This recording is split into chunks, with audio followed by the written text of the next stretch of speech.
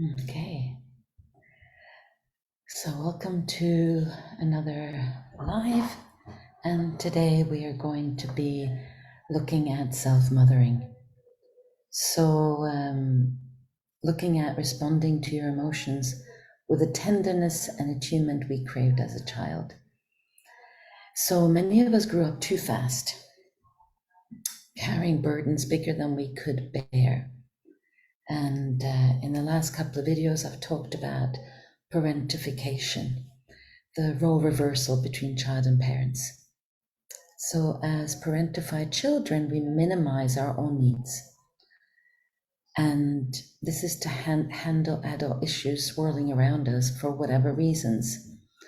When we are growing up where our parents or caregivers, in whatever way, are not able to meet the world from an adult space because of the challenges of their lives. And often in that case, our inner lives went underground, swallowing our truth, not allowing ourselves to have our needs met, or rather not allowing us to ask for it, because somehow when we tune into the world around us, it means we find out that we are not really able to be taken care of in the way that we needed to, in the way that was a natural way. So there is hope for reclaiming the nurturing that we didn't receive. So through this practice of self-mothering, it means giving yourself the care and attention that you may have missed as a child. And so it means letting your hurt inner child feel seen, feel heard, feel protected by you, the adult you. So it's also about tuning inwards to care for our deepest selves, the part of us that felt abandoned or invisible for so long. And it's about responding to our emotions with the tenderness and attunement that we craved as a child, but somehow did not get. So you can consciously give yourself today what you needed but didn't get back then.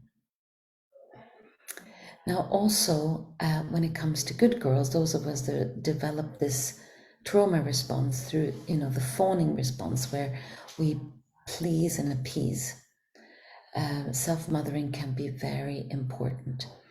And there are some ways in which we can really benefit. So it can, for example, help identify unmet needs that are driving our fawning behaviors. The inner child's hunger for external validation, approval, safety. Self-mothering can provide that unconditional love with intention.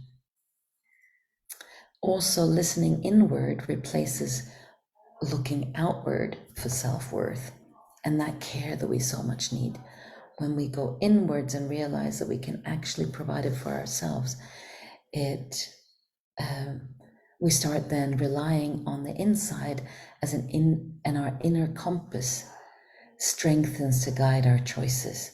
We don't look outward, but we start listening and be more attuned to the inner compass inside. Setting healthy boundaries becomes easier with nurturing our inner child.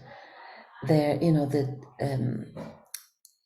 desperation for others' love lessens, and then saying no becomes more possible and accessible. Self-criticism and shame are soothed with self-mothering. You learn to release the pressure to be perfect or to earn love through being a good girl and having those good girl adaptations. An inner child who feels seen and valued by you won't seek scraps of love through fawning, through pleasing and appeasing. And you can start really feeling inherently worthy. Play, rest, and creativity balances out our caregiving tendencies. And the inner child reminds you that you deserve joy and ease too. So as the inner child heals through self-mothering, caretaking and conforming to get our needs met transform into courageous expression of our authentic needs. So in short, self-mothering fulfills the unmet needs driving people-pleasing patterns. The inner child trusts they are safe, they are loved, and they're cherished as they are. So the more we mother our inner worlds, self-mother, the less we seek validation outside of ourselves. Our inner child, and when I say inner child, the energy of our inner child, the inner child is the part of us that's not yet healed from childhood, feels seen and cared for, and we can reclaim our power to nurture ourselves fully in a way we needed all along. So start looking for ways that you can mother yourself. And of course, there are parts of us that yearns for and wishes for and grieves the part that we didn't get as children. But in our adult world, we can now take full responsibility for getting those needs met, for creating more safety, more love, more belonging. So with that, from my heart to yours, I wish you beautiful, beautiful ways to rekindle this relationship with your inner child and taking care of yourself. Bye for now.